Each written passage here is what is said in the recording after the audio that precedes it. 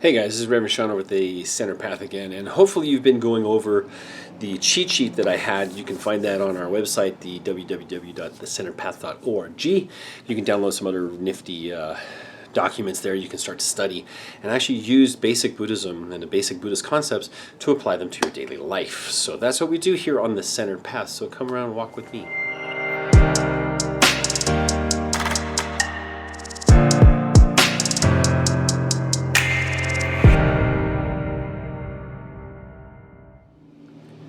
All right, so today we're going to go after some stuff that I've seen on the web and some stuff that I've been asked before is what's the deal with reincarnation, rebirth, and resurrection and re-existence and stuff like that. So this is the problem we see a lot in Buddhism. So there's a lot of people who basically want to believe that it's about reincarnation, and really it's not. That's not the term that's being used.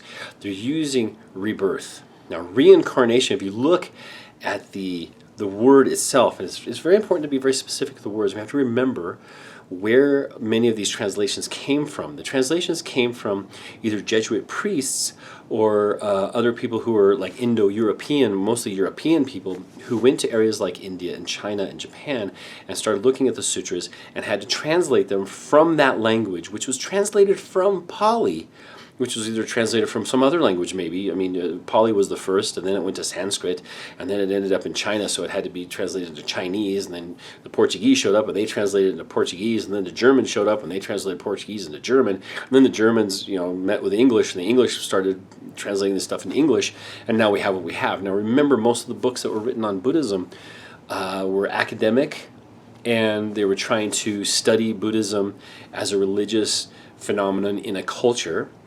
And so a lot of the words are based on Christianity or Abrahamic religious concepts like reincarnation. So in Buddhism, there is no reincarnation, as far as I understand.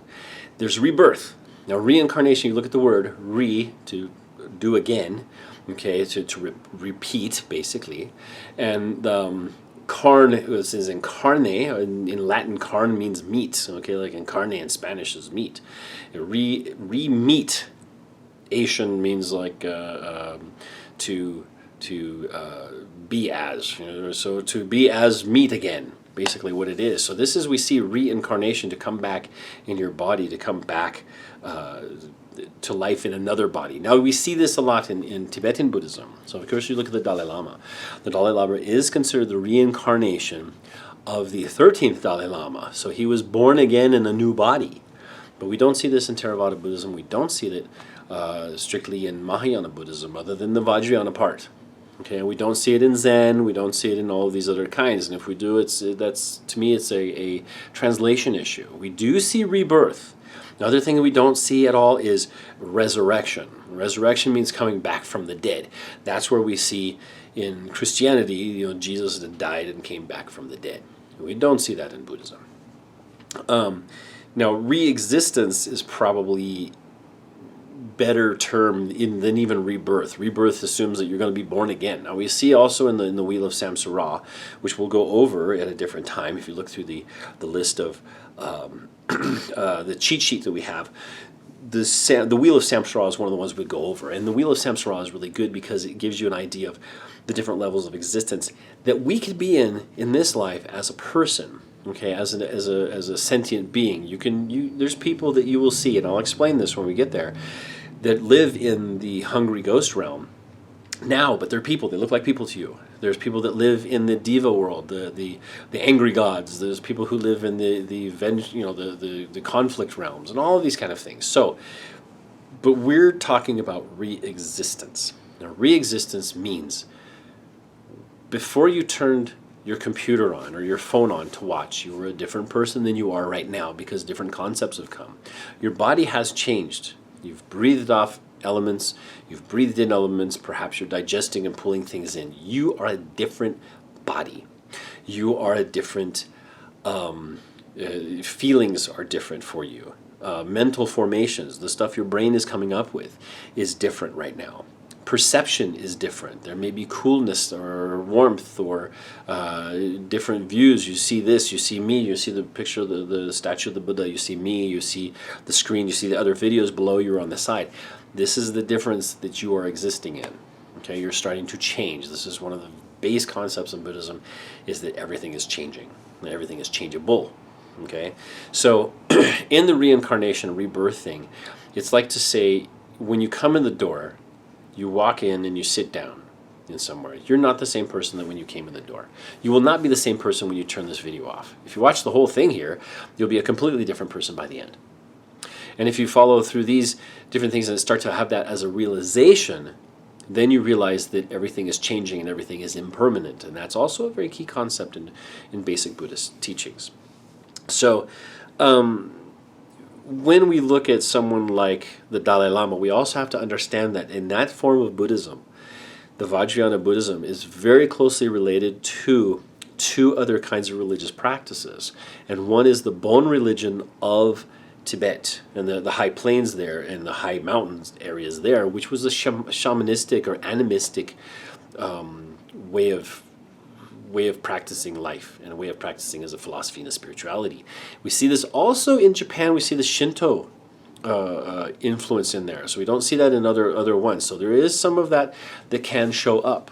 And that's just an overlap or a weaving in of those two concepts. We do not see reincarnation in Theravada Buddhism as far as I know. Because we don't say things like, oh, his past master died and now he's here and he's the new master. We don't do that in anywhere except for the Vajrayana Buddhists. Okay, and that's all that Tibetan and Nepali, well, mostly Tibetan, but the Dalai Lama, the Nyingma, the Gelug, and all of those guys, they're way more into that, and it doesn't show up in the original documents. Now, we do see that the Buddha did talk about the rebirth and how you can be born again into another existence, and that's on the wheel of Samsara. And we're trying very hard in this life as a human, because our opportunity to be a human and have the brains to get to this video and to start to contemplate these kind of concepts is amazing. Okay, imagine how many people don't have the ability to do what you're doing today. And this is also a good practice in Buddhism. This is one where we start to learn and we start to develop some wisdom and compassion. I mean, compassion because other people don't have it as good as us. Even if we have a really poor situation, we're very depressed, we're very stressed out, we're very anxious, we're still having the ability to at least look in the right direction and to start see things where we can change our existence over time. We can change our existence now. We can make little decisions, and it becomes a little bit better, a little bit better. Now, my teacher would say it was like filling a bucket of water. If one drop of good information, eventually it will become full of all good. And even if it overflows, that good will spread to everyone else. Now, if you have bad things and you keep adding bad things one drop at a time, we have to be mindful of this. Eventually, you'll poison the water, and then it's unusable. And when it flows over, because there's too much of that bad influence or bad problems, we can then understand that we've got to clean our act up. So, resurgence of the personality, moment by moment, is really, I think, the thing that you should contemplate at this point. Look at resurgence of the body, the mind, the mental formations, the consciousness, and the feelings. Those 5 things, the 5 aggregates. So go through and look at my information on the 5 aggregates as well. So anyway, this is Reverend Sean over at the Centered Path. Don't forget to subscribe and give us a thumbs up or a thumbs down. And if you give me a thumbs down or a thumbs up, either one, leave me a comment at the bottom. Tell me what you think. And tell me how your meditations are going. Talk to you soon. You take care of yourself, okay? With metta.